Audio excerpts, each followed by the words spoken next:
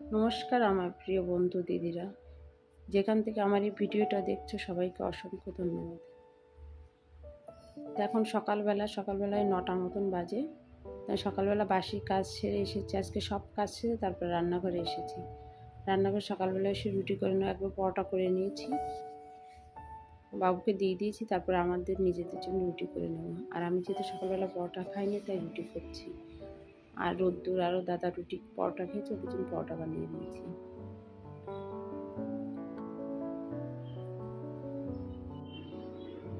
আমার এই ছোট্ট ভিডিওটা যদি তোমাদের কারো ভালো লাগে তো অবশ্যই আমার চ্যানেলটা সাবস্ক্রাইব করো।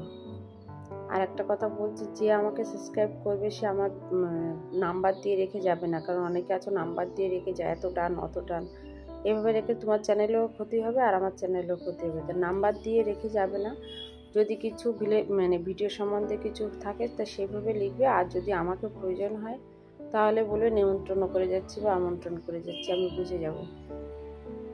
নাম্বার লিখে গেলে না আমার চ্যানেলের ক্ষতি হয়। আর আমার এমনি তো ওয়াচ টাইম খুব কেটে দিচ্ছে, জানি না কেন, তোমাদের সাথে এরকম হচ্ছে কিনা জানিও, তো আমার প্রচুর ওয়াচ টাইম কাটছে। সাবস্ক্রাইবার তো কাটেই, আর সাবস্ক্রাইবার থেকেও বেশি ওয়াচ টাইম কেটে নিচ্ছে। এই দেখছি এই এত ঘন্টা, তারপর আবার দেখছি, জানি না কেন হচ্ছে, ওয়াচ টাইম কেটে নিচ্ছে কেন। হয়তো রোজ ভিডিও আপলোড দিই না তার জন্য, বা কিছু কিসের জন্য হচ্ছে আমি জানি না। তো তোমাদের কারো জানা থাকলে অবশ্যই জানিও। তো সকালে রুটিটা করে তারপরে যাবো হলো ছাদে জামা কাপড় মেলতে। তা কাজের সঙ্গে সঙ্গে ওয়াশিং মেশিনে দিয়ে দিয়েছিলাম কাপড়গুলো, তো ওগুলো কাঁচা হয়ে গেছে। এবার এসেছি ছাদে, দেখেছি ছাদে কত রোদ এসেছে, 9টা না বাজতেই ছাদে রোদ ভরে গেছে। আর এই শীতের সময় কিন্তু এই ছাদে রোদ আসতে চায় না, সে অনেকটা বেলার পরে রোদ আসে। তো দেখেছি গাছগুলো শুকিয়ে গেছে, আর আমি ঘুরে এসেছিলাম না, আমার একটা গাছও মরেনি, সব গাছগুলো বেঁচেছিল।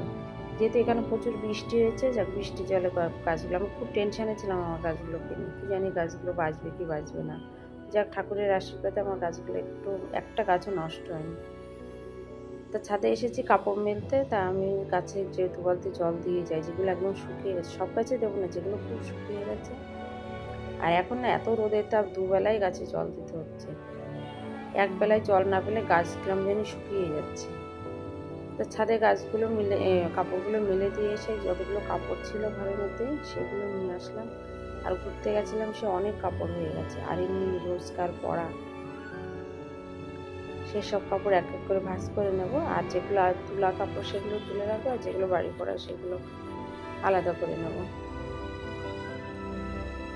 তাই এই অবধি আমার ভিডিওটা যদি কারো ভালো লাগে অবশ্যই আমার চ্যানেলটা সাবস্ক্রাইব করো।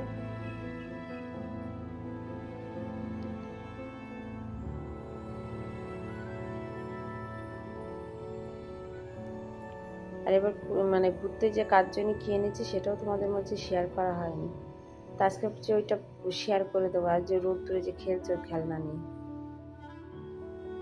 ও যেহেতু আজকে বাড়িতে রয়েছে তাই খেলে বেড়াচ্ছে সকালবেলা।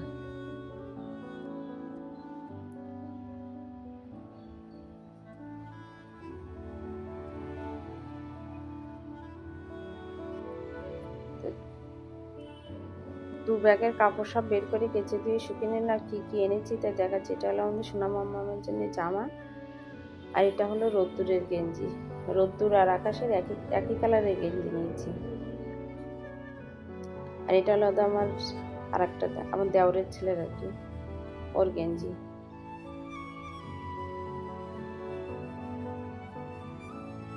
আর এই দুটো গেঞ্জি আমার ছেলের।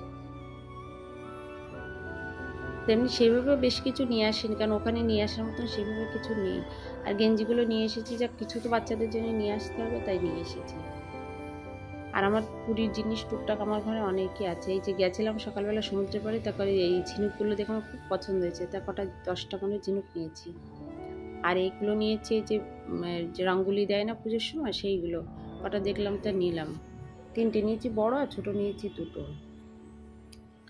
4টে ঠাকুরের ফটো, গলার, আর 2টো চাবি রিং এনেছি ওই ছেলের বন্ধুদের জন্য। আর একটা এই যে জগন্নাথ নিয়ে এসেছি পেতলের, আর কয়েকটা গলার।